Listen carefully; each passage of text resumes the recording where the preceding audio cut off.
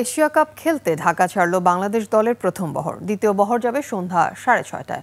সকাল 10টা 15 মিনিটে হজরত শাহজালাল আন্তর্জাতিক বিমানবন্দর ছাড়ে প্রথম বহরের 13 জন ক্রিকেটার। সানবিট সব দিবে সামাল।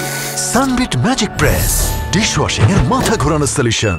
অধিনায়ক লিটন দাস, রিশাদ হোসেন, সামিম পাটোয়ারি, পারভেজ ইমন, সাইফ হাসান, জাকের আলী অনিক, তানজিদ হাসান তামিম, শেখ মেহেদী ছিলেন এই বহরে। আরব আমিরাত গিয়ে বিশ্রামের খুব বেশি সময় পাবে না বাংলাদেশ দল। কাল থেকে শুরু হবে অনুশীলন। মাঠের খেলা শুরু 9 সেপ্টেম্বর। 11ই সেপ্টেম্বর বাংলাদেশের প্রথম ম্যাচের প্রতিপক্ষ হংকং।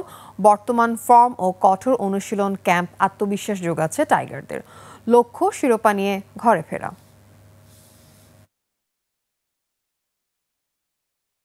ভালো করার চেষ্টা করব, আর প্রত্যেকটা ম্যাচে স্টেপ বাই স্টেপ ভালো করার চেষ্টা থাকবে, যেহেতু ভালো প্রিপারেশন হয়েছে। ওভারঅল যদি বলেন, আমাদের মেন লক্ষ্য চ্যাম্পিয়ন হওয়া। জুলিয়ান আমাদের নিয়ে খুব ভালো কাজ করেছে, স্কিলগুলো খুব কাজে দিবে আশা করি। যে যে টেকনিকগুলো শিখিয়েছে কিংবা যে নতুন কিছু নিয়ে আসছে, যে ব্যাটগুলো, তো এই সুইংগুলো অবশ্যই কাজে দিবে।